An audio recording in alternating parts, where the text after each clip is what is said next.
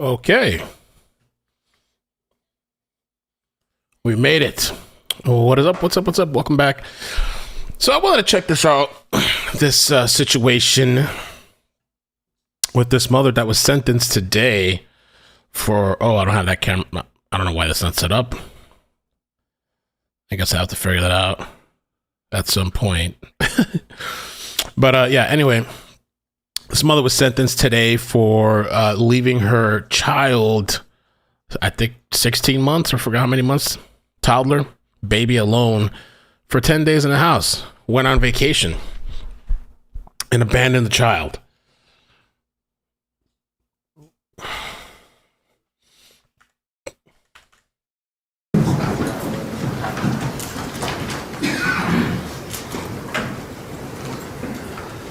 Okay. What's up? What's up, everybody? Welcome. We're here today on the state of Ohio versus Kristel Candelario. That's you, Ms. Candelario. This is case number 23-682-241. Representing you, Ms. Candelario, is Mr. Derek Smith and Mr. P.J. Mulligan. And representing the state of Ohio, Laura. Ms. Anna Aurelia and Ms. Jordan Mason. Before we start, we've had numerous pre-trials on this matter, and we have... So this is the mother right here. She pled guilty. 16-month-old daughter, okay? She's sentenced. They're going to show video, and I think that's part of an interrogation and all kinds of stuff. And even this woman's parents apparently come and like make a plea to please, like, you know, leave... don't like be lenient or whatever. So an interpreter here that's been involved in all the proceedings, and Robert is here. Robert, do you want to stand up? Robert, you've been involved with the court. Your training and credentials as an interpreter has been reviewed by this court. Cheek says that neighbors who watched the little girl previously for the mom said all she had to do was ask. Wow. And you are familiar with the National Association for Judiciary Interpreters and Translators, the Code of Ethics and Professional Responsibility, and you've interpreted here many times in this court. Robert, I want you understand that you are to be a neutral party who is here to facilitate communication, and that you should not offer advice or interject your opinion into these proceedings. You understand? They got a translator? Yes, Your Honor. All right. She gonna understand. Is there any objection to Robert being the interpreter for this hearing? Not on behalf of the state, Your Honor. No, Your Honor. All right. So, Robert, you want to raise your right hand? You do solemnly swear that you will interpret accurately, completely, and impartially, using the best skill and judgment in accordance with the standards prescribed by law, and follow the official guidelines established by this court for legal interpreting or translating, and discharge all of the solemn duties and obligations of legal interpretation and translations as you shall answer unto God. Please say. This woman, as I said, was chilling. She leaves her daughter, okay, in a house to starve to death and dehydrate. This picture is a picture that the mom posted while her daughter was dying on Instagram on the beaches of Puerto Rico. 32 years old. Beam that she posed on a Puerto Rico beach. And an image she posted 3 days into her daughter's 10-day abandonment. She captioned it, "The time that is enjoyed is the true time lived." What the? Crazy. If you guys could hit the like button, I'd appreciate that. Make sure you're subscribed to this channel. I also have a mailing list that I started. If you want to join the mailing list too, I'm trying to send out notifications there and announcements. Say I do. I do. Thank you, Brian. All right. All right. What's up, everybody? So we're here today for a sentencing hearing. Ms. Candelario, on February the 22nd, you pled guilty to count 1, which is titled aggravated murder, an unclassified felony, which is potential sentence of life with parole eligibility after 20 years, life with parole eligibility after 25 years, life with parole eligibility after 30 years, or life without parole. You also pled guilty to count 5, endangering children, which is a felony of the 2nd degree, which is punishable by 2 to 8 years and or a $15,000 fine. And there's also the Reagan-Tokes advisements I advised you of, which is whatever sentence this court imposes on count 5 must be served 50% of that number. So we went through that at the plea, so you understand that. At that time of the plea, we requested a pre-sentence investigation report. We received a report from Michael Rahm, R-A-H-M. And she was sticking up her middle finger in the picture? Oh, no, I didn't see that. I'm going to go back and look. On February the 28th, I shared it with both the state and the defense. Ms. Ferrelia, Mr. Smith, have you had a chance to review this report? I have, Your Honor. Yes, we have, Your Honor. Any additions or corrections to this report by either party? No, Your Honor. No, Your Honor. I also have received sentencing. Wait, I don't know if that's a finger or if she's just holding something in her hand. I think it looks like almost like she's holding something.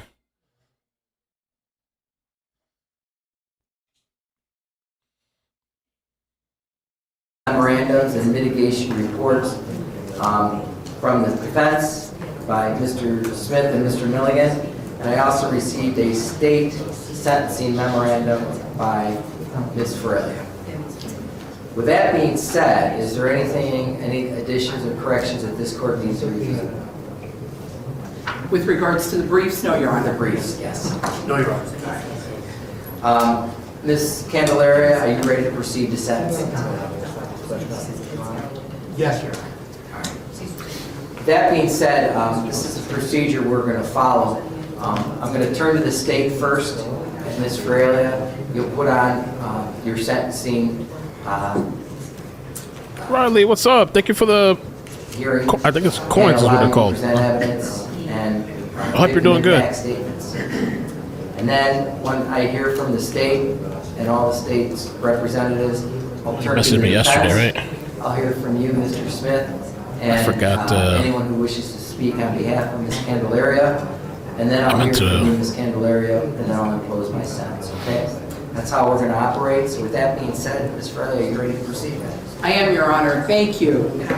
Good. Yeah, the next time I update Riley's story, which there's some camera footage that's come out today, I will mention the things you told me about.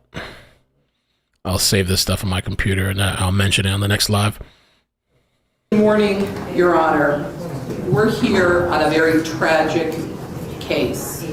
The state of Ohio has prepared a PowerPoint presentation. That's true.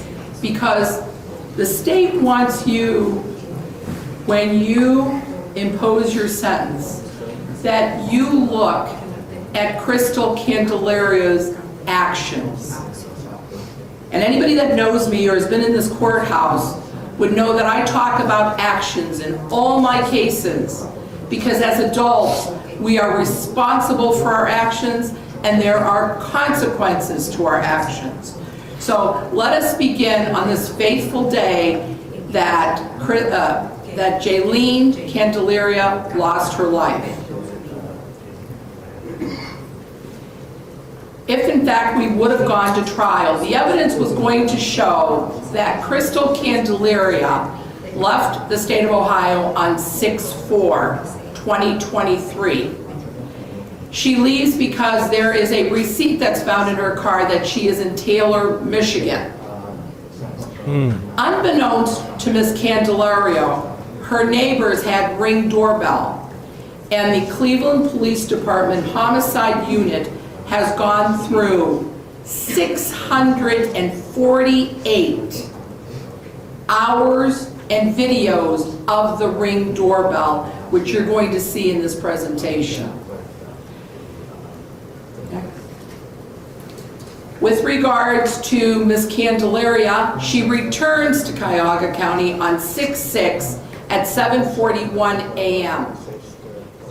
So at this particular point, we have reason to believe that this child was left alone for 2 days now, and she returns on 6/6/2023. Additional cameras show her again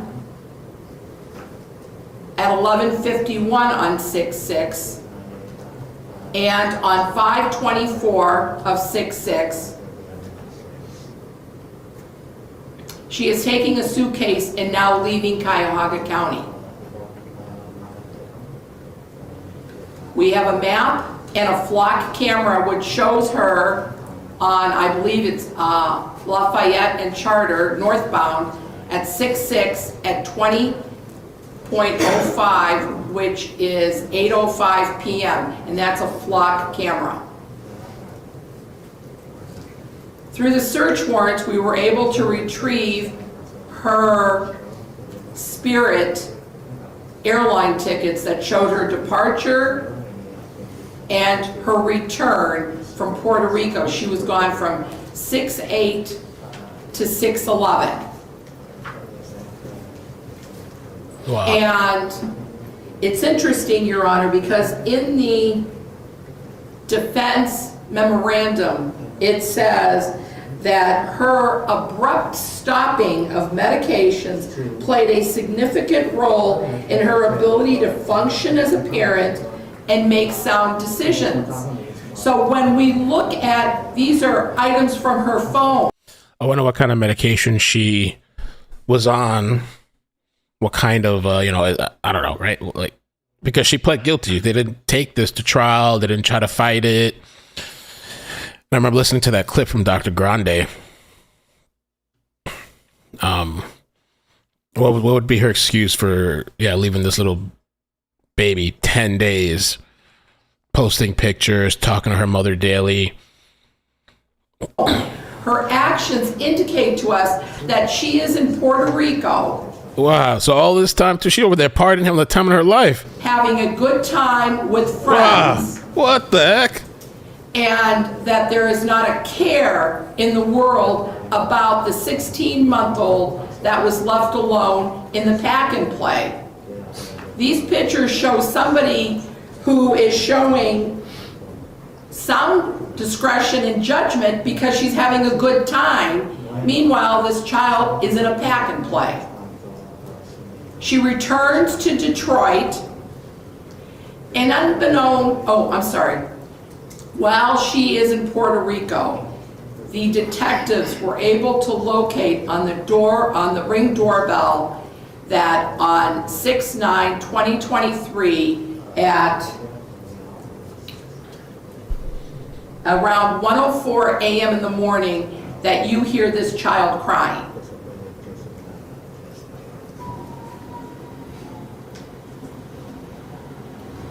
Oh, man.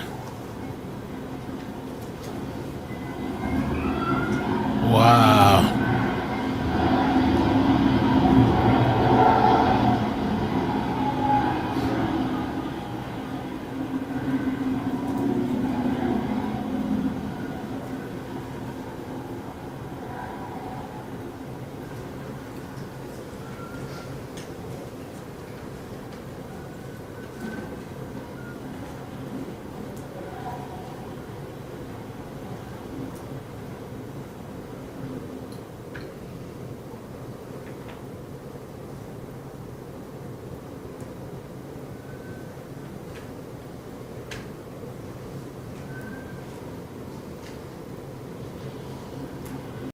That's horrible. And that is on 6/9. She left.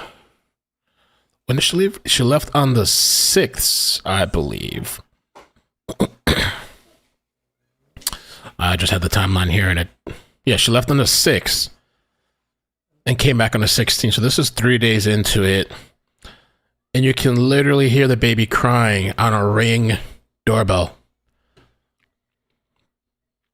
I mean, I don't even know what to say about this.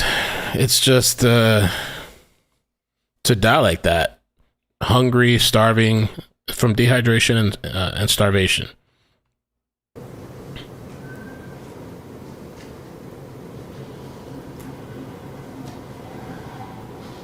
And just a warning too, they're going to show the playpen, the soiled playpen, I guess. So just a warning if you might want to leave, I guess. Thank you, Cassie, for telling people on TikTok what the story is. I mean, I just can't imagine for days, how long, like suffering for days, I guess. Some people really shouldn't have kids.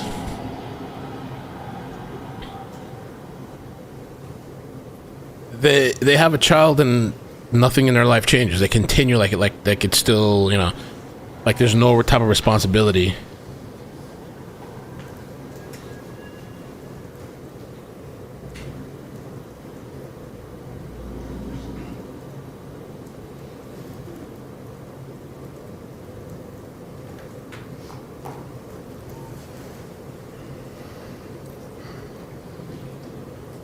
So now we have Miss Candelario's car. She's returned from Michigan, from Puerto Rico back to Michigan, where she was with one fellow, and then traveled to go see another fellow. Wow.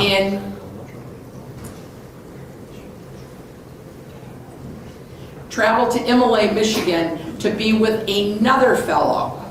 So that's from 6:12 to 6:15. Her car is found on all these flock cameras. Not once is she returning to Cuyahoga County.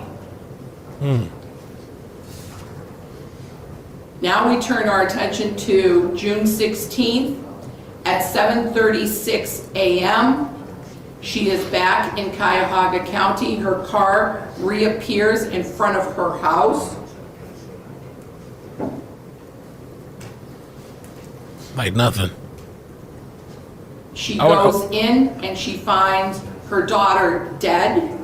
She takes the time to redress her, and then she calls 911. Yeah, I'm curious about the 911 call. June 16, 2023, 07:47 and 26 seconds.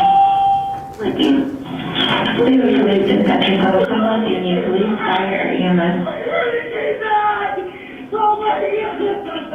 Please, Union Police, Fire, or EMS. What's that?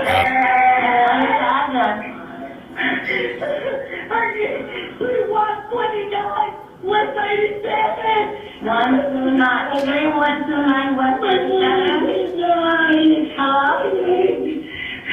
Please, I need help. Okay, I can't help you if I don't know where you're at, so tell me the address so we can help you. 129 West 97. Okay, is there a single double apartment? Please. What's your name? Kristel. What's your last name, Kristel? Kristel Candelario, please help me. And what's your number in case you get the What's your last number? Disconnected. Please, 507-882. Tell me what's going on. She was so she didn't be free. What's going on?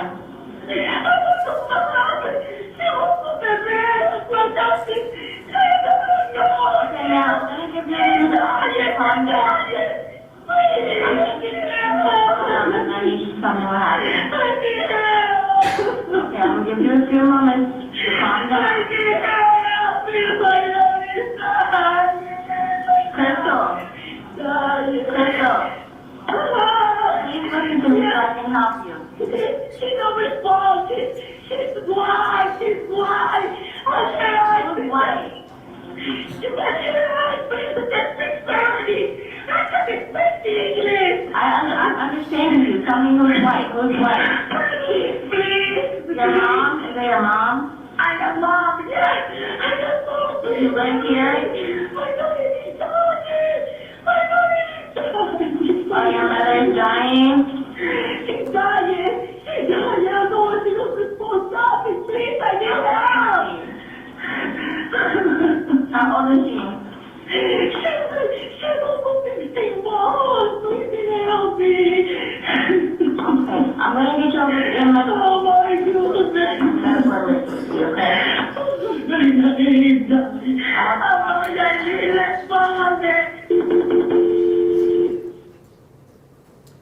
And then she's so overwrought with emotion on June 17th that she picks up and goes back to Michigan to meet up, not with the guy that she had gone to Puerto Rico with, but the other guy that she was seeing.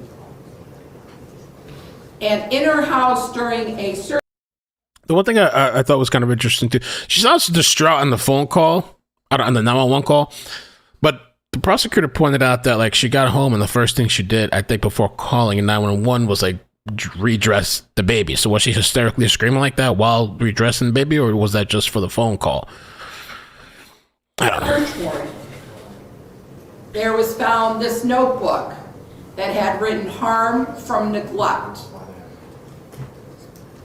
This is the location where Jaylene was housed for 10 days without anybody being present, any adult, in a 3x2 pack and play with maybe a bottle or two of milk. Wow. And maybe some crackers. So she knew what she was doing then. If she left a couple of bottles, she really thought the baby was going to be okay with some bottles of milk and crackers? And the mattress that was found was urine-laden and feces spooned throughout the pack and play. Now, this is where it begins, Your Honor. I come from an Italian Catholic family, and both my parents were immigrants and they spoke broken English. And we have this good interpreter that has been with us during this whole case. This is the very first interview, the crying of the 911, and this is the first interview that she has with a detective from homicide. Again, pay attention to her actions and how she speaks to this detective. But in the last week, she get a vomiting too. Remember right now when you mentioned the vomiting. She get a vomiting the last week, Monday and Tuesday, 2 times. But I was trying controlling because I know I give to her Tylenol or something, for controlling the vomiting. Okay. Come on. She's speaking pretty good English there. Okay. Why she got the translator in the courtroom? Detective. But in the last week, she get a vomiting too. Remember right now when you mentioned the vomiting. She get a vomiting the last week, Monday and Tuesday, 2 times. But I was trying controlling because I know I give to her Tylenol or something, for controlling the vomiting. Okay. Come on, sir. This is my supervisor, Sergeant And Gomez. Reality too, I give to her when she got a vomiting or vomiting. Ahora, ¿qué tal? Soy la sargento Gómez por el departamento de la unidad de homicidio. Well, just to take note, Your Honor, she's So sitting in the yeah, chair, that's and the the baby is situation, covered with a white and sheet after that, on her feet. she was refusing to the food, and she was with no appetite. I say, oh my God. This And is it- after last Monday and Tuesday when she was Yeah. throwing up? Yeah. Okay. Yes. Are you talking about Monday and Tuesday, like 4 Yeah. days ago? Yeah, Okay. last week, yes. Okay. Yes, because we almost done this week, so I talk about, yeah. Because, what, this week? This week, yeah, I talk about because we almost done, the. Oh, we're almost done with this. Yeah. Okay. All right, so that was just Monday and Tuesday of this week. She was throwing up. Yes. And then how was she Wednesday and Thursday? She was with no food, just with a meal because she was refusing. Maybe it's because she get a vomiting 2 days, before. Yeah. So that's why What? I was scary because I say, oh my God, maybe go to the hospital because she doesn't eat anything. And she was lose tiny, her weight. Yeah. I lose, her weight. But right now, in this morning when I wake up, she was asleep. She sleep every day 12 hours. Okay. She sleep like at 9, 8 p.m. through 9 or 10 a.m. Okay. 12 hours. So, in this morning I was sleeping too. I never wake up. She was, What happened? What was going on last night? last night she was crying a lot. And I see one moment when I was take a shower, and she was screaming like, I don't know, probably she get a pain. Okay. Maybe. About what time was that last night? Maybe at 7 or 8 p.m. Okay. So she was screaming like, probably for pain or something like that. In this morning when I wake up, I took her in the morning for, Jaylene, wake up, da, da, da, da, da. And she wake up, and when I see her, I see she looks like a really, really dry, like ¿cómo se dice cuando una persona se chupa? O sea, Kind of like, yeah. Oh, like her face with something So, in it? yeah. Y ahí fue Okay. que yo me asusté y dije, yeah. And then she I mean, I can understand maybe why needing a translator for court. She speaks English pretty well, a little bit, maybe somewhat broken, but somewhat. But she clearly lying too, on video lying, to the investigators. She is then brought into homicide. She's arrested and brought into homicide and has another conversation with Sergeant Gomez and Detective Powell. And she continues now to perpetuate her lies. What time did you go to Detroit, Michigan on Monday? Monday morning?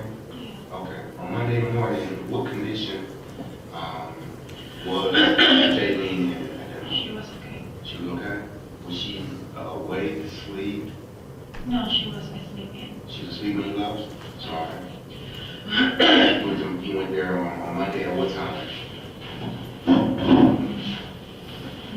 Maybe 7 or 8 a.m. In the morning? Yeah. Okay.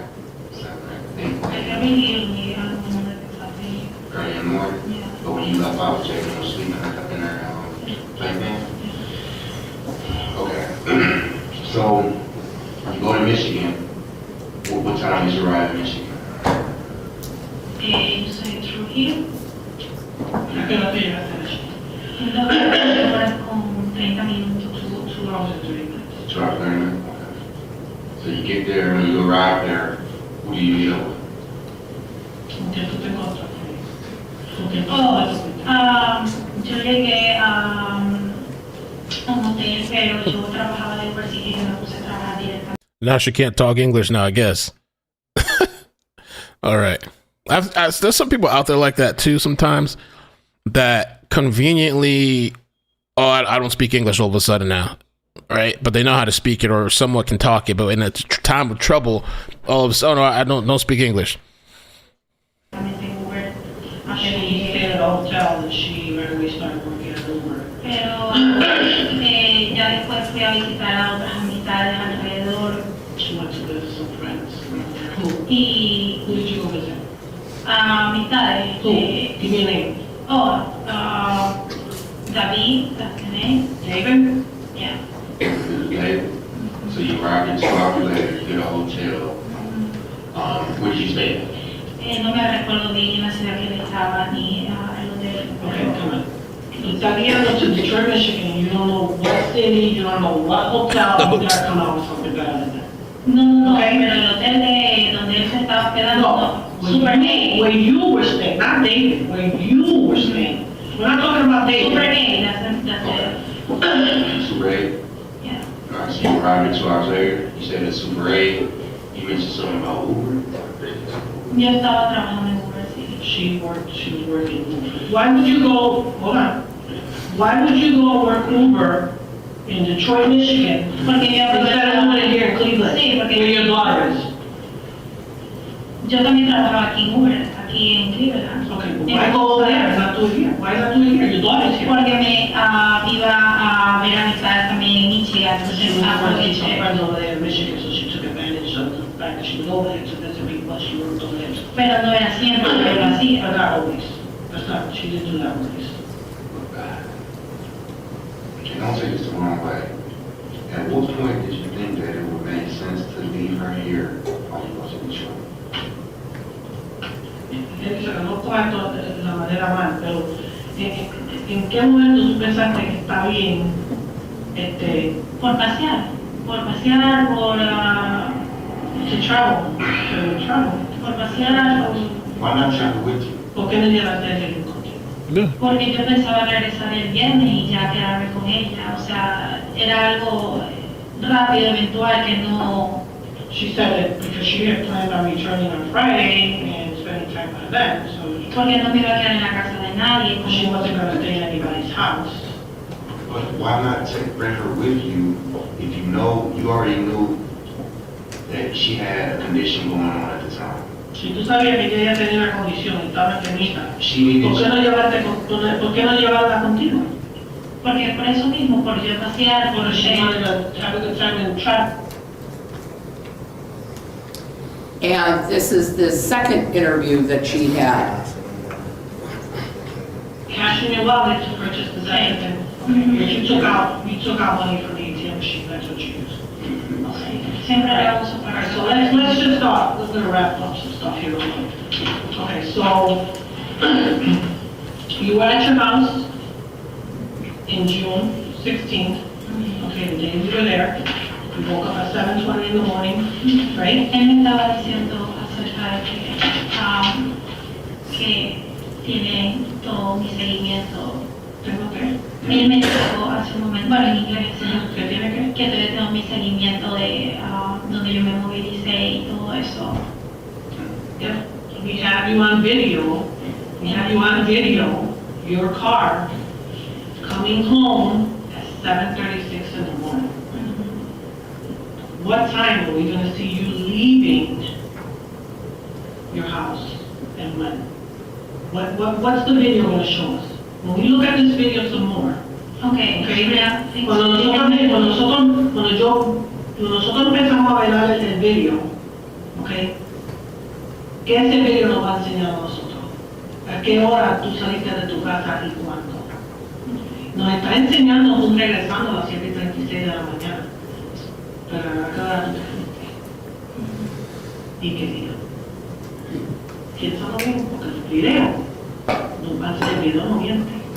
Okay? I'm telling you, think about it really good because the video does not lie. No lie. What is the video going to show us? Is the video going to show us that you left your house on Friday? Because it's showing you coming back, but when is it showing you leaving? Because we're going to look at the video and it's going to show us and it's not going to lie. Think about your answer. Think about your answer. So I was planning to Chris, I said, this is the time Y esto tienes la oportunidad tuya para decirnos la verdad, porque nosotros vamos a ver el video. sí, Y si no nos está diciendo la verdad, no vamos a ver. Y vamos a ver que tú no estás mintiendo. sí, y él ya me está diciendo que va a haber más problemas al respecto. Va a empezar los problemas.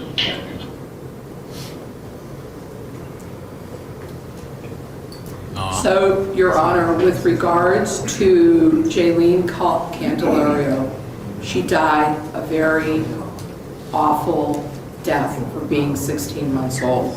Dr. Elizabeth Mooney from the medical examiner's office is here and would like to make a statement. She was the medical examiner that did the autopsy, and the state of Ohio is going to provide you the autopsy and autopsy photographs to make this part of the sentencing record.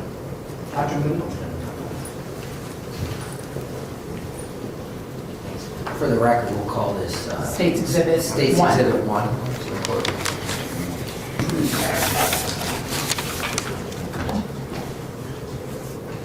Good morning. Hi, Doctor. For the record, can you say your name and spell it for the court reporter? Yes, my name is Dr. Elizabeth Mooney, and it's spelled Mooney. I am currently employed by Cuyahoga County Medical Examiner's Office as a forensic pathologist and deputy medical examiner. In this capacity, I was assigned the task of performing an autopsy on little girl Kristel Candelario in order to determine her cause and manner of death. Unfortunately, this is one of the most tragic and unfortunate cases I've had in my career thus far. So today I speak on behalf of her and her findings with the course of my examination. We received Jalen at the medical examiner's office from the scene of her residence, at which time she was clothed in non-soiled clothing, indicating her body had likely been dressed prior to first responders' arrival, as they had mentioned before. So at autopsy, I examined the body of a very emaciated female toddler. At this point, she weighed 13 pounds. Upon review of medical records, this indicated approximately a 7-pound weight loss since her previous doctor's visit less than 2 months prior to that. The eyes were sunken, and she had temporal wasting in her face. In addition to that, the skin showed markedly decreased turgor, meaning when I pinch the skin, it remains in that tented position, indicating severe dehydration. In addition, there was abundant fecal material present caked on the fingers, the fingernails, the hands, the feet, as well as the soles of the feet. The same material was found on her lips, which were very dry and flaking, as well as in her oral cavity, caked to her teeth. Wow. She did have some diaper rash apparent, as well as fecal material adherent to those areas. Of note, the body was essentially free of significant injury, with the exception of dried excoriations or scratches to the face region predominantly, and whether or not these were inflicted to herself in a conscious or semi-conscious state while she was dying, I'm unable to determine that. Very early decompositional changes were present. This included faint discoloration or green discoloration of the abdomen. These are typically changes that we see within 2 to 3 days following death. No additional changes to suggest that she passed away prior to this were found externally or internally. Upon internal examination, I continued to find evidence consistent with starvation and dehydration. These included pale discoloration of the musculature, which was minimal. There was a decrease in intra-abdominal fat to the point of transparency as her body tried to feed upon itself for nutrients. Her stomach contents consisted of less than 2 milliliters of brown mucoid material. This is about equivalent to the distal part of my thumb, a very small amount. The rest of her bowel just contained patchy fecal material, but very minimal throughout. Her organs, including her liver, kidneys, and thymic gland, showed evidence of stress, specifically microscopically on exam. I found no additional evidence of significant natural disease going on or congenital abnormalities. Following my exam, I submitted body fluids for additional toxicology and chemistry testing, which further confirmed my gross findings that she had passed in a state of severe dehydration. Her kidneys had failed, and she was in a state of ketoacidosis, which leads to coma and eventually death. As such, I determined the cause of death to be just that, starvation and severe dehydration due to pediatric neglect. To come to the exact wording of the cause of death was based on my findings, but also the medical definitions, which I'd like to reiterate here. Dehydration, and specifically starvation, is a lengthy and continuous deprivation of food as to cause suffering or death. Pediatric neglect is the failure of a caregiver to meet adequately a child's basic needs, including physical safety, protection, food, clothing, shelter, education, medical or dental care, and supervision. In other words, neglect for Jalen's basic needs from a caregiver from a caregiver resulted in her death. As such, I ruled this manner to be homicide. Most homicide deaths involve acts of violence inflicted from one person onto another, but this case involves a failure to act appropriately to support another who is dependent on them, falling into a homicidal manner. In the absence of more advanced decompositional changes, I believe that the pain and suffering she endured lasted not only hours, not days, but possibly even a week. This is a pain that comes from an extreme thirst and hunger. It also stems from an inherent terror of isolation, or the lack of someone present to provide that. My knowledge on the depth of this suffering may not be as extensive as a medical or a mental health professional, but as a physician with psychiatric and pediatric training, I feel comfortable stating that the deprivation of food coupled with physical isolation and caregiver abandonment would be terrifying. We know that babies and children cry when they're hungry because it's unsettling and it's uncomfortable. That's almost immediately after birth. We also know that children as early as age 4 to 5 months experience separation anxiety, with the most extreme anxiety around 9 to 18 months. Jalen was 16 months old. This feeling of abandonment for days on end, coupled with the pain of starvation and extreme thirst, is a type of suffering I don't think any of us could ever fully fathom. So, as a forensic pathologist, it is said that we are the voice of the dead and given the responsibility to speak for those who can't. So this morning, I'm honored to maintain that mission. Thank you. Wow. I mean, I get almost tingles listening to that. Just, Your Honor, just so the record is just breaks it down about, I guess, the anxiety, separation anxiety, and then the way to suffer and the pain of starvation. Well, I guess dehydration. I don't know what's worse, I guess. But I guess they feel some type of pain from that. And I don't know how that mother, even though I can't see her face, can sit there and listen to that. Her baby suffered like that. I don't know if she really feels anything for that baby. I've seen certain situations where I don't know if it's like postpartum. I don't think I'm not saying that's the case with this lady, but some people don't have a connection, a motherly connection to their kid. I don't know how she could sit there. I don't know what her face looks like and not, break down, hearing what that baby went through because of what you did. It's very clear. The state of Ohio has tried repeatedly to contact Jalen's extended family, and absolutely no one has called the prosecutor's office, has returned a call from the prosecutor. And that's the thing too. So she said they've been trying to reach the family. Is that what she said? They were trying to reach the family? No one has called the prosecutor's office, has returned a call from the prosecutor's office, has done nothing to acknowledge that Jaylene was even part of their family. Wow. Incredible. Even though we're going to see testimony, apparently, of the parents of this woman, Kristel, they're going to make a plea, I guess, for less time or whatever. I wonder too, what about the father of their kid? What happened with that?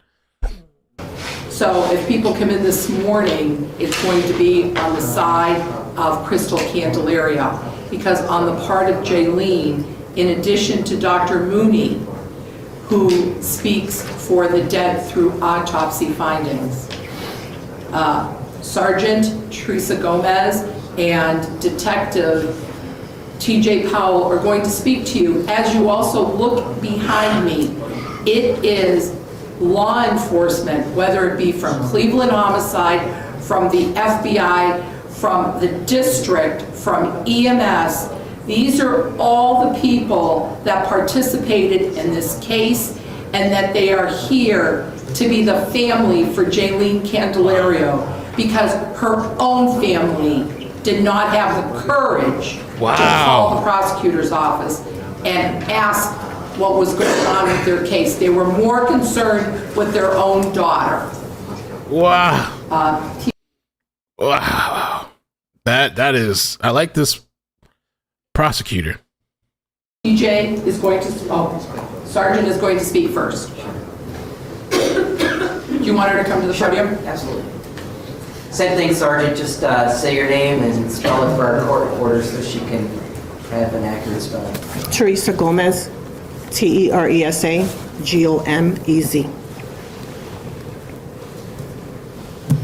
Good morning, Your Honor.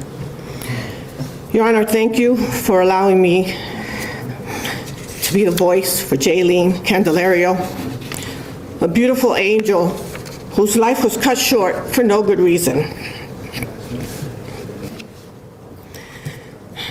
This tragedy should have never happened. I am Sergeant Gomez from the Homicide Unit. The entire Homicide Unit, Cleveland Homicide Initiative, and our partners from the FBI are here today in honor of baby Jaylene Candelario. When we were first notified of this horrific case, we were all heartbroken. But when we started digging deeper into the investigation, it was beyond horrific. It was revealed that the defendant, Kristel Candelario, left her own child alone for hours, which led to days, which led to weeks. This 16-month-old baby was left alone in a pack and play to fend for herself for 11 days with no food, maybe milk, the clothing she had on, and the diaper she was wearing. This baby loved her mother, she needed her mother, and her mother betrayed her. Mothers usually want their children to have a long, happy life, but Candelario placed more importance on a vacation in Puerto Rico with her boyfriend than the health, safety, and well-being of her own daughter. She chose to satisfy her own needs and desires over that of her own child. Jaylene's life ended because of her selfishness and disregard for Jaylene's precious life. Candelario violated Jaylene yet again when she placed her little body in a clean outfit in order to orchestrate this facade that she was trying to portray for the investigators, either before or after she called 911. But Jaylene told us something different when we saw her eyes sunk in and wide open. We later learned that sunken eyes is a result of severe dehydration. To the naked eye, it appeared she had dirt in her mouth and fingernails. It wasn't until the next day that detectives learned that the dirt in fact was feces. Detectives also began to gain clarity as to what really happened to Jaylene. Candelario's fabricated story, which she initially told detectives, began to unravel. There's no way things could have happened. I think it cut out for a second. Let me just fast forward a little bit. There we go. Left Okay.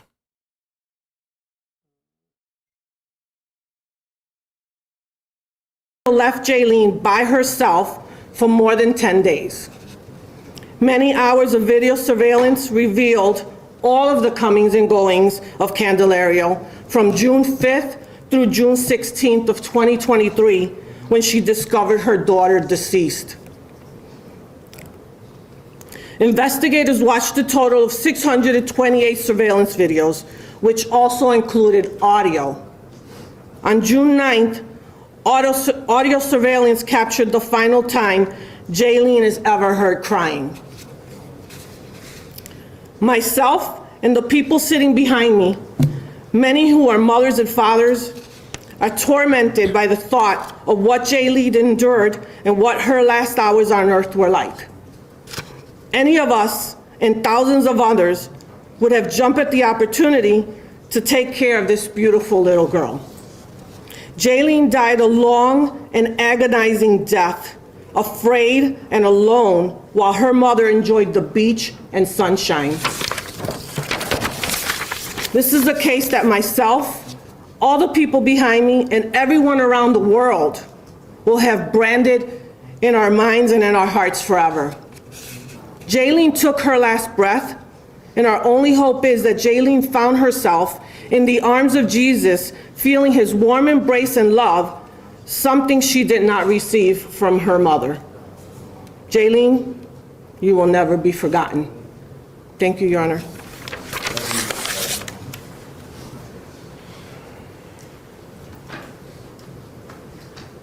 Solo Sock, thank you for the membership. Powell.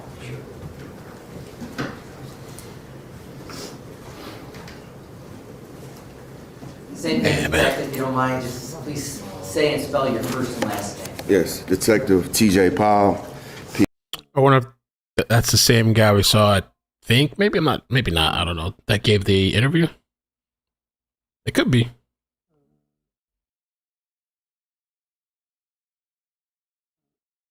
I'm not sure. P-O-W-E-L-L, assigned to the Cleveland Police Homicide Unit.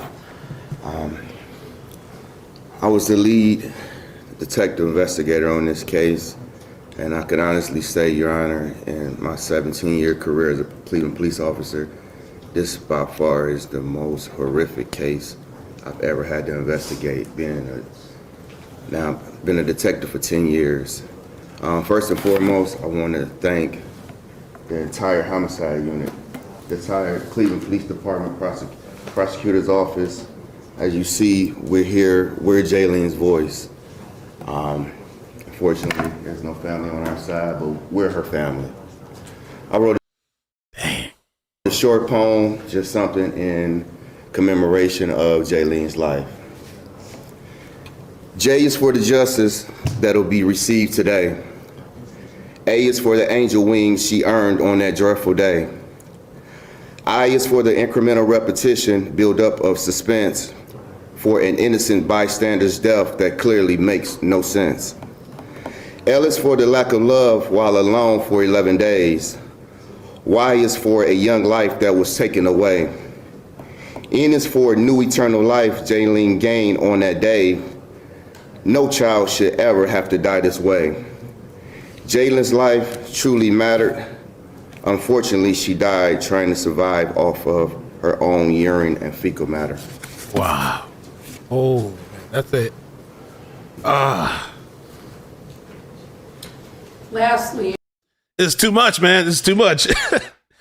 Oh, Your God. Honor, you're going to hear that Ms. Candelario was depressed.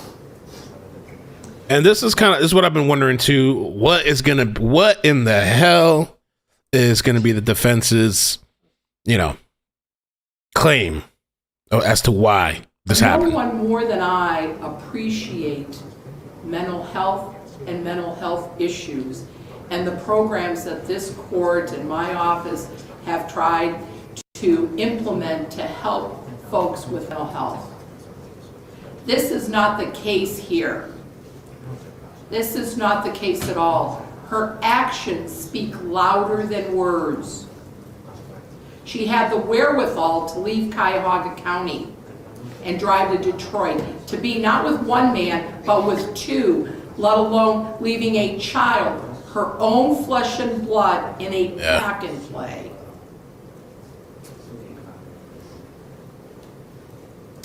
And during the time that she has been locked up, she has been making plans for the future, talking to other folks at other jails, other prisons.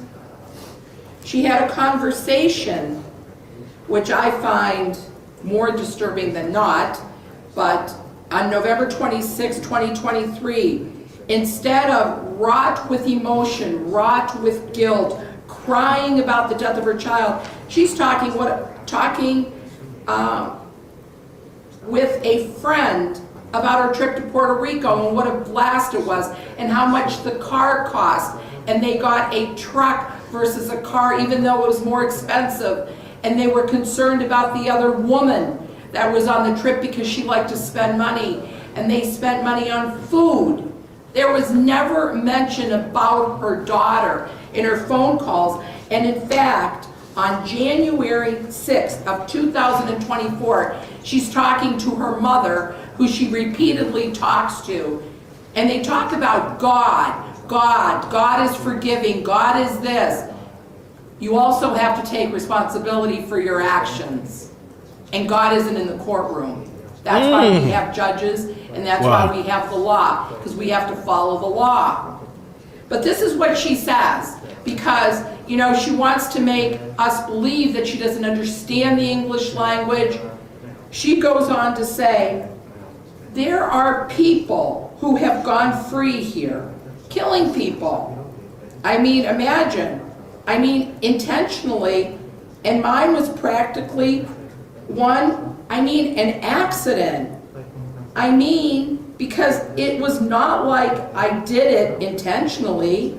It's not like I picked up a gun or a bat or the girl bled or something like that. That's it. It was practically the same thing that happened to me a few days prior. I had had the same thing happen to me days prior. And I mean that day that it happened, that same situation happened. Were you starved when you were in Puerto Rico, Miss Candelaria? Did you not have a glass of water to drink when your mouth was parched? It is really pretty pathetic, Your Honor. Because, you know, we always stand before you and say that the purposes and principles of sentencing are to punish the offender and to protect the public. And, you know, in the sentencing memorandum, the defense says, well, she's not going to do it again. Well, no, she's not going to do it again because she's going to prison. But it's the fact that she did it in the beginning that sticks with us. You don't do that. She was a mother. She got a title that means something in this world. Animals take care of their infants better. Wow. The thought of this child dying every day while she's having fun, humanity can't stomach that. And those are the actions that need to be punished. She abandoned her daughter and left her for dead. So yeah, she didn't see blood. She didn't see the aftermath of a baseball bat. But what she did see were her eyes open, looking at her saying, why did you do this to me? Thank you, Your Honor. Thank you, Ms. Ferrer. Okay, we're going to turn now to the defense. I want to hear this. Mr. Smith. Thank you, Your Honor. May it please the court, everything that I'm about to get into here today, and my client agrees with me, is no justification for her actions. And what the prosecution said, actions matter, and these actions are narcissistic, selfish, abhorrent, absolutely worst parenting imaginable. She pled to aggravated murder. She pled to child endangering. So everything we're about to tell you is mitigation. Just to kind of give you an understanding of who this person is. So she came over from Ecuador 2016 with her grandmother. She was here for a few years. Her parents came over and they lived together. She had her first daughter, Amaya, while she was married. She subsequently got divorced, was a single mom raising Amaya. Met the father of Jaylene in Ecuador. They had a relationship that unfortunately turned violent. While she was pregnant with Jaylene, he became physical with her. She came back to Cleveland and never see him again, gave birth to Jaylene. He was never involved in Jaylene's life. She had 2 daughters on her with the help of her parents. She was struggling emotionally, physically, trying 2 daughters? She got another kid? Is that what he said? Jaylene's life. She had 2 daughters on her with the help of her parents. She was struggling emotionally, physically, trying to work, support these children. Fast forward to 2023. It's just overwhelming. She even tried to harm herself. Took 20 Motrin, ended up in Metro. in early February of 23, after spending just a few days in her room alone, her mother went to check on her, asked her what was going on. Her whole side of her body was numb, didn't know what was going on. They took her to Hillcrest Hospital. She was admitted there, and they were doing some evaluations for her migraine. She was complaining about headaches and weakness, facial drooping, thought it was possible stroke. They put her on IV Depakote, which is a anti-seizure, also used to treat manic disorder.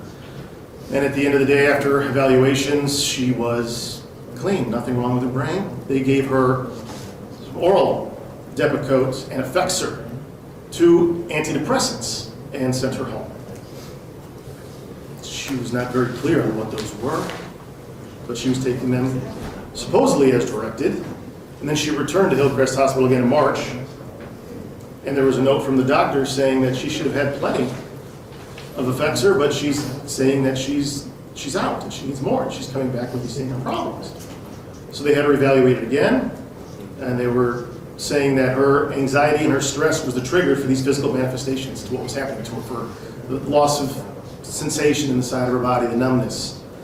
And they prescribed her more Depakote, more Effexor, and also Atarax to help her sleep, because she wasn't sleeping. And this is in March of 2023. And, take the medications as prescribed. And then medications ran out. She wasn't feeling any better, they weren't working, she stopped. You're not supposed to do that with these drugs, Your Honor. These are very serious mental health drugs, and you need to be tapered off of these medications, or there could be some side effects. Not only the side effects, but the actual underlying conditions that she may have had or been suffering from are also going unmedicated at this time. And then we get into her trip, and I'm not going through that again. That's the worst thing I've ever heard. And I commend the prosecution and the detectives for their work. It was unimaginable, terrible, and I feel for all you guys having to deal with that too, and her family as well. It's when the prosecution showed pictures of her on her trip. Pictures can be deceiving. Personally, for having myself suffer from depression and anxiety, you can't tell what a person is going through from a picture, what they're dealing with on the inside. And I'm thankful for the support that I had from my family, my friends, my doctors. She didn't have any of that. She was hiding it from herself, from her parents. Nobody knew what she was suffering from. I mean, he's not lying about the depression stuff, but I'm just not buying it with this situation of leaving your child to slowly die. And I'm pretty sure I heard the prosecutors say about the phone call that she had, diminishing, it wasn't just an accident, and it's not like I hit her with a bat or shot her with a gun or blah, blah, blah.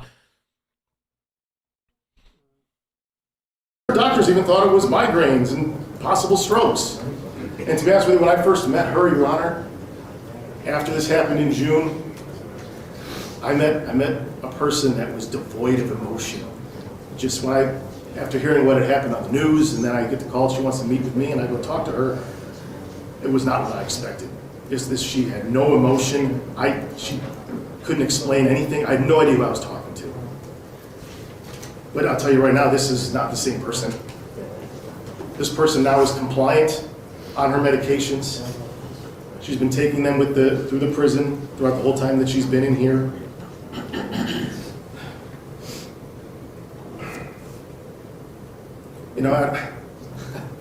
Again, there's no justification for her action when she was out there, what she was doing. She could have called somebody, she could have done this, yes, but when you're in that state, when you're off medication, mismanaging your thoughts, you're not thinking clearly, her body she had to get out, and if she was having fun, if she was okay, in her mind, Jaylene was okay. Of course that's not the case, but I will point to when she did finally get home, and we heard that 911 call, she didn't want this to happen. You could hear that. Screaming, help me, my daughter's dying. Yes, because of your actions, because of what your choices were. And you took responsibility for that, but that call, that one tiny breach from whatever was going on in her head, that reality that her daughter was dying, she was calling for help, she didn't want that. And again, Your Honor, she took responsibility, she pled to aggravated murder, she pled to child endangering. Nothing's gonna bring Jaylene back, she knows that. So then, yeah, after the fact, she, in her state, she was telling detectives whatever, she thought she had another daughter, she had a Maya she had to think about. She had her parents. And then the prosecution saying that nobody's here on behalf of Jaylene, that's wrong. Her parents are here, they love that girl. They love Jaylene, her mother loved Jaylene. She didn't deserve what happened to her. Nobody does. But they're here to talk on behalf of Jaylene as well, they loved her.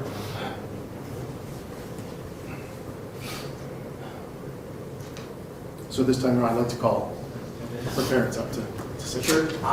It's the same thing, just please identify themselves and spell their first and last name.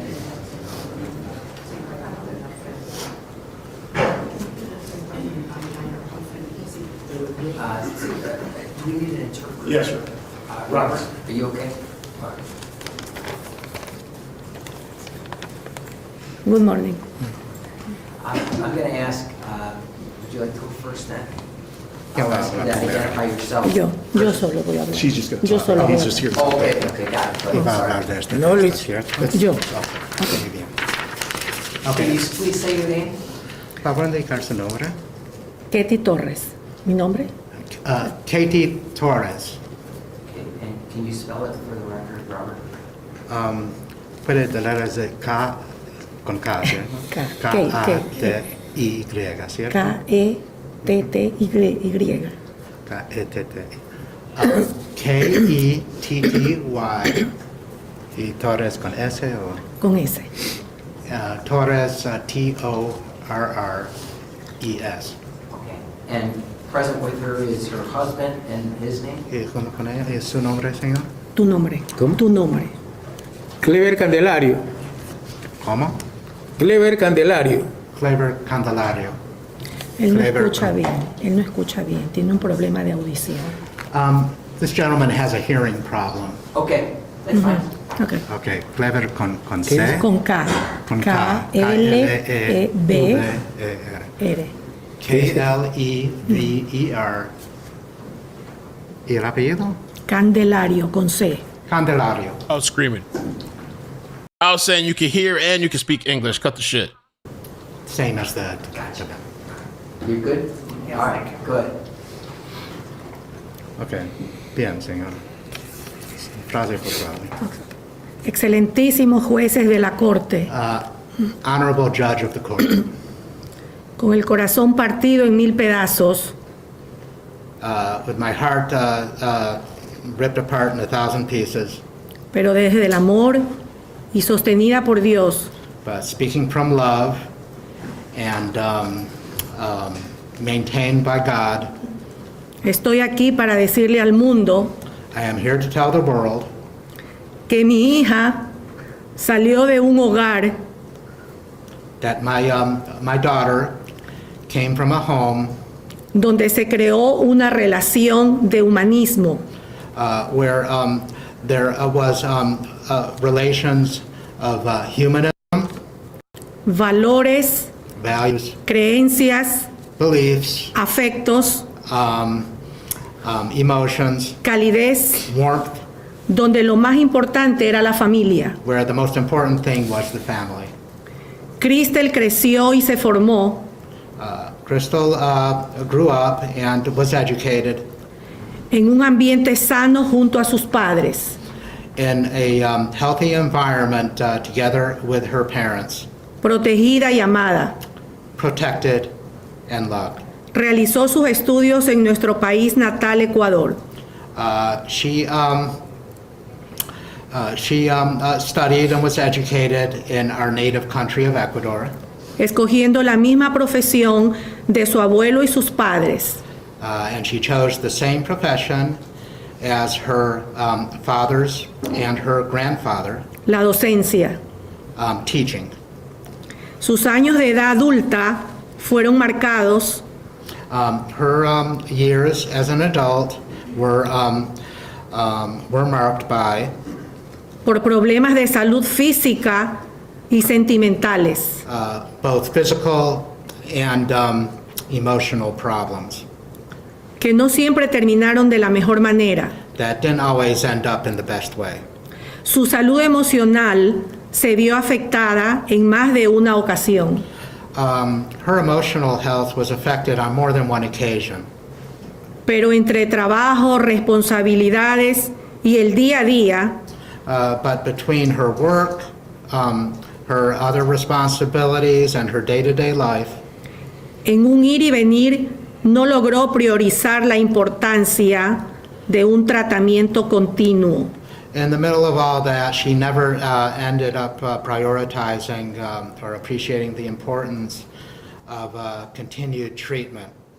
Por lo que la depresión y la ansiedad y el trastorno de neurosis de conversión fueron ganando terreno en su vida. And because of all that, her depression, anxiety, her conversion neurosis disorder, all ended up consuming her. Razón por la que siempre sufría desmayos y pérdida del conocimiento. And as a result of this, she suffered fainting spells and also loss of consciousness. Con esto no quiero victimizar ni justificar a nadie. In saying this, I don't want to victimize or justify anyone.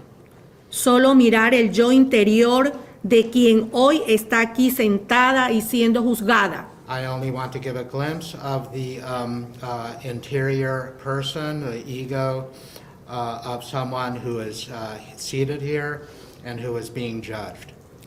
Señores, las enfermedades de salud mental no se reflejan en el rostro. Ladies and gentlemen, the sickness, a mental health illness is not reflected Ni in en una- someone's face, Ni en una foto. and also not in a picture, in a photo.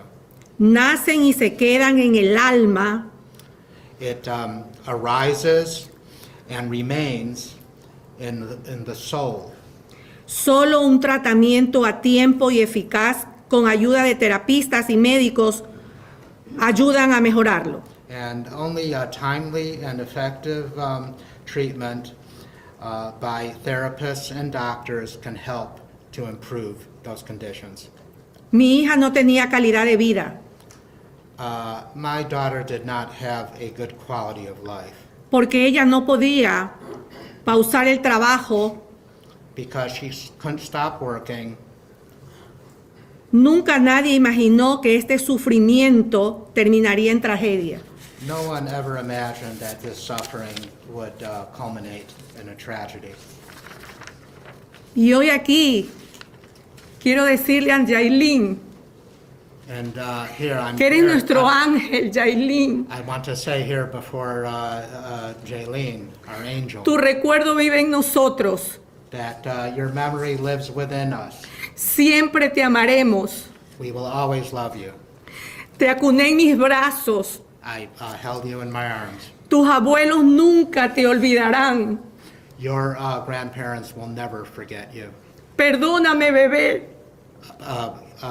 Forgive me por vivir la oscuridad del conocimiento for being in the dark que me imposibilitó ver la luz y poder ayudar a and tu for being madre. in the darkness that prevented me from seeing the light to see what was going on with your mother.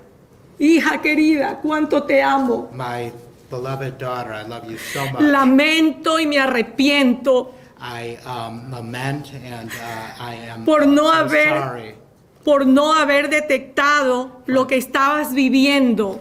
for not having detected what you were going through. No leí tu corazón. I could not see what was in your heart. No me percaté del caos I didn't notice the chaos por el que estabas atravesando. that you were going through. Lamento ahora, hija de mi vida, causarte este dolor. I lament my darling daughter that I caused you this pain. Señores de esta sala, Your Honor, pido misericordia I ask for mercy. clemencia y compasión I ask for mercy, for clemency, and for compassion para un ser humano for a human being que ha librado una dura batalla en su vida. that has waged a very difficult battle in her life. Y ruego no satanizarla, And I beg that you not ni señalarla. I beg that you not demonize her and point the finger at her. ¿Quién en esta vida no ha pecado contra Dios? Who in this life has not sinned against God? Que levanten la mano quienes no lo han hecho. Anyone who hasn't, let them raise their hand.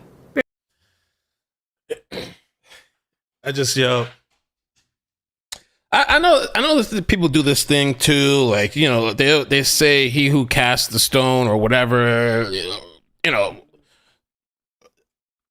nobody's perfect. Nobody's perfect. We're talking about this egregious. This chick is out partying, having the time of her life, trolling around, going out with different boyfriends while a child is slowly dying, and you hear the cries of the baby at night on a ring cam. All right, this is not nobody's perfect type of shit.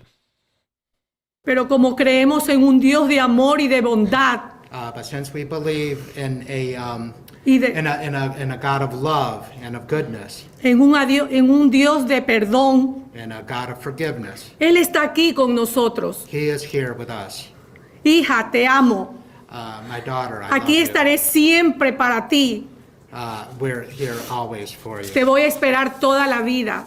I'm going to wait the rest of my life for you. Sí. Thank you. Yeah. I mean, Señores excelentísimos jueces de la Corte, Honorable judges of the court, estoy aquí consternado por todo lo sucedido, I am shocked by everything that happened, dándole apoyo moral y espiritual a nuestra hija. and I am giving moral and spiritual support Señores to our jueces, daughter Kristel. pido compasión, comprensión, empatía, misericordia para un ser humano que ha tenido una etapa de su vida cargada de mucho estrés y preocupaciones. Gentlemen judges, Las enfermedades mentales Gentlemen judges, I ask for compassion, understanding, empathy, and mercy for someone who is going through a stage of stress and mental and emotional illness and worries. Las enfermedades mentales y emocionales no avisan. Mental and emotional illness does not give warning. Cada persona es un mundo. Each person is a world unto herself. Y el mundo interior de mi hija And the inner world of my se daughter convulsionó. was shaken Sin darnos cuenta, without our having realized it. la depresión, la ansiedad, Depression, la envolvieron hasta hacerle perder el juicio y la razón. depression and anxiety consumed her to the point of depriving her of good judgment and reason. Aquí está mi hija Kristel, que también tiene un motivo para seguir adelante. Here's my daughter Kristel, who also has a motive to go forward with your help. Con la ayuda de ustedes y esa razón, With your help and with this motive, se llama Amaya. her name is Amaya. que tiene 7 años The other She's child. 7 years old, y espera ver a su madre and she hopes to y see, abrazarla, and she hopes to see her mother and hug her very soon. muy pronto. Very soon. Ruego a ustedes, imploro, perdón, suplico, comprensión. I beg for your help, forgiveness, and understanding.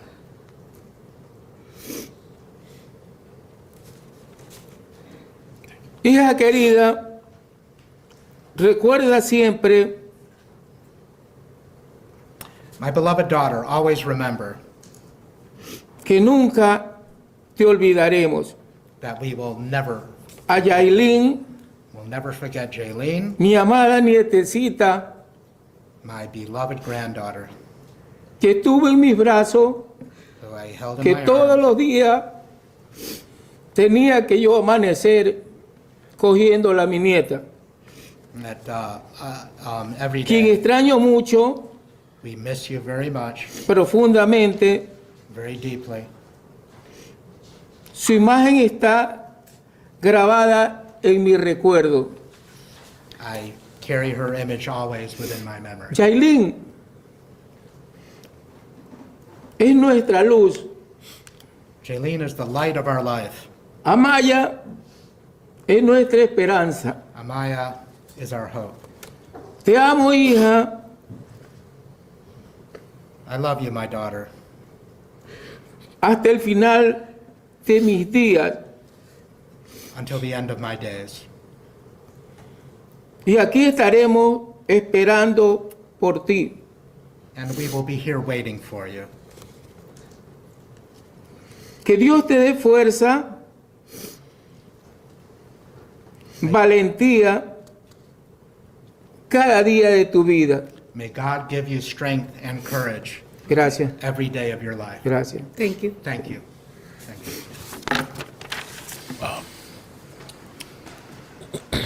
Wow. Okay. Now, Your Honor, just in quick conclusion, when you're contemplating your decision, she was obviously struggling with something that she wasn't aware of, doctors weren't aware of, her family was unaware of. It's again, Let me turn that up for you guys. There was something going on in Cali too, but they're not really showing it. I thought it was a chase, but apparently it's like a horse that was stuck in the water. So I don't know what was going on, but I didn't have my MacBook set up, so if I'm on this channel, that I can go on the MacBook. So after today, I'll fix that up. Let me just add a little bit of volume because it's kind of low. You guys can hear it better. again, not a justification for what she did. But when she finally returned home and called 911, that fear, and also what wasn't mentioned earlier in the recording, she was told to perform CPR and she tried to bring her daughter back, or tried to do whatever she could. And I asked her too recently, hey, if that would have been successful, had the paramedics or yourself been able to revive Jaylene and she was still here, do you think you belong here? And she, absolutely, she said. She said, I don't know what I was thinking. I don't know. I can't put myself back into that state of mind I was in. She hates herself for it. She thinks of her daughter, and I actually will let her speak now. Thank you. Oh, she's gonna speak too. Okay, I was wondering if she was. Candelario, you want to stand up and address the court? I heard the judge talks as well. She pleaded guilty, so there's no need for like a jury or anything like that.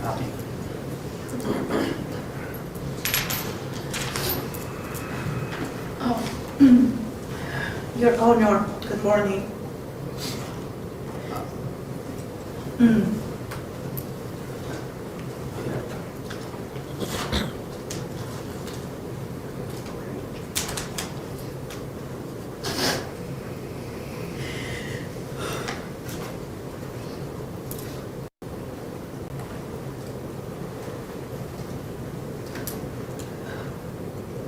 Sorry.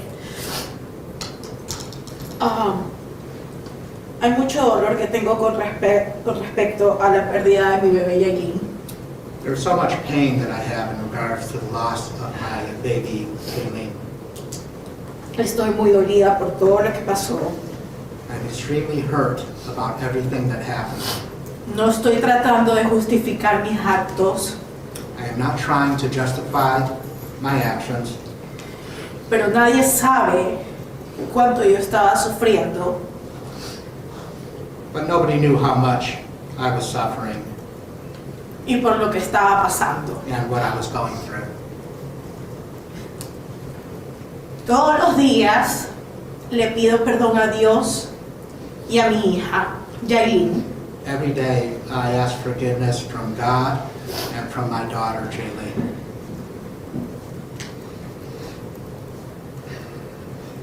Soy una persona creyente de Dios I'm a person who believes in God.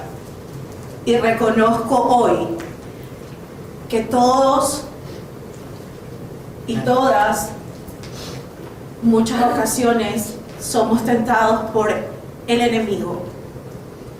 And I recognize today that all of us are sometimes subject to the enemy.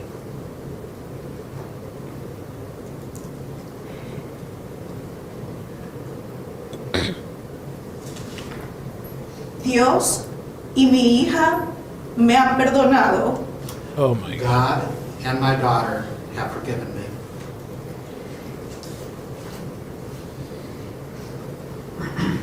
I guess if it makes Quisiera you feel pedir better. perdón también a mi hija Amaya I would also like to ask Amaya, my daughter Amaya, for forgiveness. y a mis padres. And like to ask my parents for forgiveness. No se imaginan cuánto yo era unida a mi hija Yailin y Amaya.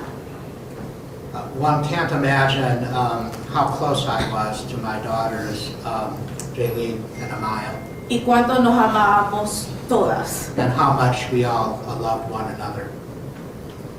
Extraño mucho a mis hijas. I miss my daughters very much.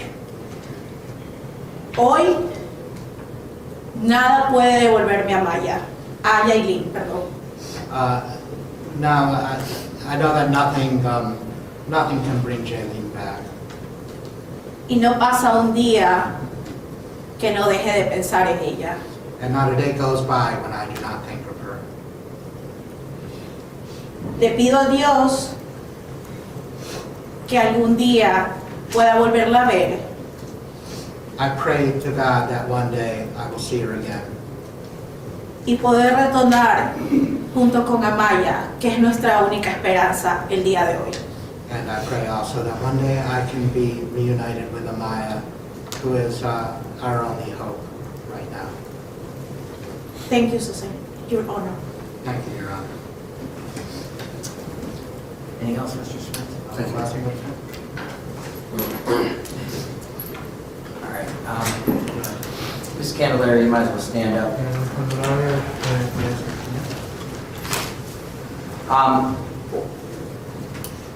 This court has to impose a sentence here today. And the first thing a judge has to do is look at the purposes and principles of sentencing. That is, the sentence must comply with these purposes and principles under our revised code 292911A. The overriding purpose is to punish the offender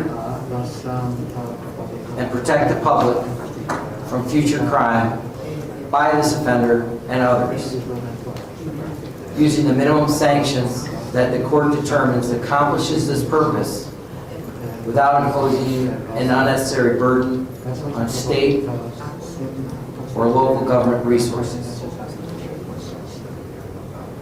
I always have to consider the need for incapacitation, deterrence, rehabilitation, and restitution. The sentence should be commensurate with and not demeaning to the seriousness of the offender's conduct, its impact on the victims, and consistent with sentences for similar crime by similar offenders.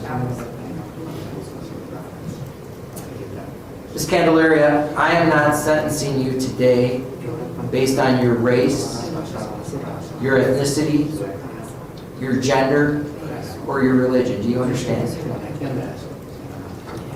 Yes. I want to get canceled. I sat here, listened, and I'm looking in the back of this courtroom, and I think of Dr. Mooney's statements to me, Sergeant Detective Teresa Gomez, and Detective Powell, and these three experienced, very talented, hardworking individuals all called this one of the most horrific cases they've ever seen. I look in the back of this courtroom and I see law enforcement, I see individuals who have worked on this case, who are here because it's also affecting them and how horrific this crime is. It stunned people across this world because it defies one of the basic human responsibilities. The bond between a mother and a child is one of the most purest and most sacred bonds between human beings. It's a relationship built on love, trust, and unwavering protection. Yet, in a shocking and betrayal of this fundamental trust, you committed the ultimate act of betrayal, leaving your baby terrified, alone, unprotected, to suffer what I heard was the most gruesome death imaginable, with no food, no water, no protection, and lying in her own feces. Ms. Candelario, you know the responsibility of parenthood. You have a child already. You raised another child.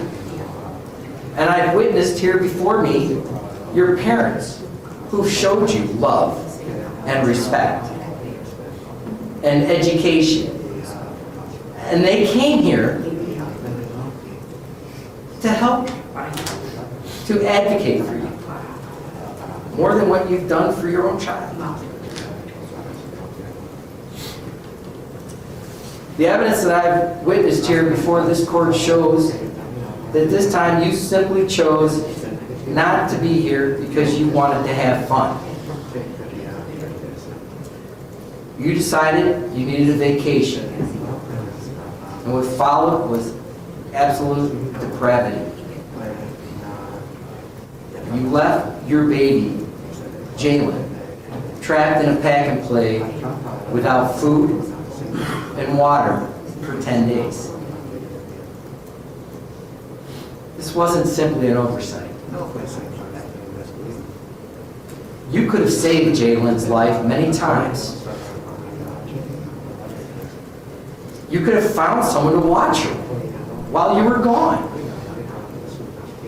You could have taken her with you while you were in Detroit or Puerto Rico. You could have called someone in Cleveland and told them that Jalen needed help. Dr. Mooney indicated that rigor mortis was found when they found her, which means she didn't die that long before you came home. Think about that. Despite all of her suffering, that little baby persevered, waiting for someone to save her. And you could have done that with a simple phone call. Instead, I see photos of you on a beach while your child was eating her own feces, an attempt to survive. Photos mean something. And I'm well aware of mental health, but didn't look like you were too concerned about your child. As if that wasn't bad enough, you extended your stay in Detroit without regard to Jalen, alone, in pain, clawing her face in distress from the exhibits I just looked at, trapped in a tiny prison that you left her in. When you got home, you knew enough to start lying. You concocted story after story, trying to hide what you did. You even put pants on her, but you couldn't hide the absolute horror and filth that she spent the last days of her life in. You still didn't get it. I hear this morning that you went out and managed to go out with someone that you were with, and he was too upset to eat, but you weren't. And then I hear that you're in jail and you're telling people, I can't wait to get home. Yep.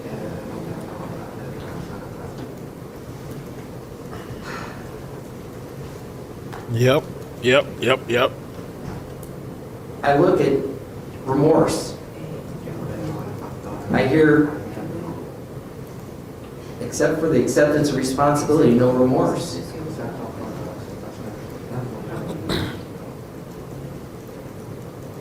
As a court, I have to remember Jalen, where you did not. Just as you didn't let Jalen out of her confinement until she died, so too, you should spend the rest of your life in a cell without freedom. The only difference will be that prison will at least feed you and give you liquids that you denied her. Based on all these factors, based on all the things I've looked at, and I'm marking this as State's Exhibit 1 for the court of order. On count 1,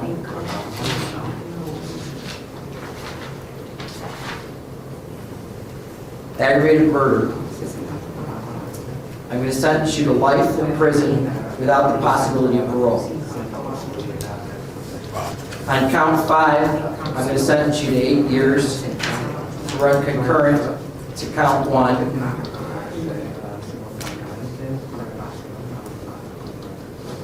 I'm going to tell you, Kristel, this is probably one of the most difficult, horrific cases to listen to hear, and to see.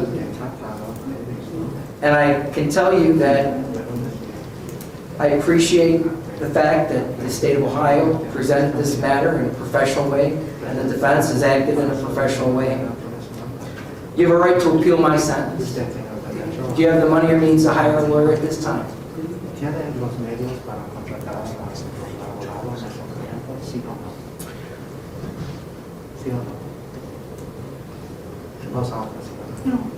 No. All right. I'll appoint a lawyer to represent her on appeal. And on the endangering children, because of the Reagan-Tokes thing, it would be 8 to 12 years. That would be concurrent with the aggravated murder, which is life without parole. Is there anything else, Mr. Smith, on behalf of the defense? Nothing further. Anything else? Wow. The judge did a good job. We're going to go jump to a new feed right now. This is a really, really sad story. There's currently a horse rescue going on right now, okay? We're going to jump over to that. I'll give some more of my thoughts, but I don't want to miss out on this situation. The horse is still alive. It's in the water, I believe. Working on getting it out. Get rid of the fire department. I'm going to move everybody over, right? I'll see you guys in a bit. That's cool. Yeah. In a minute.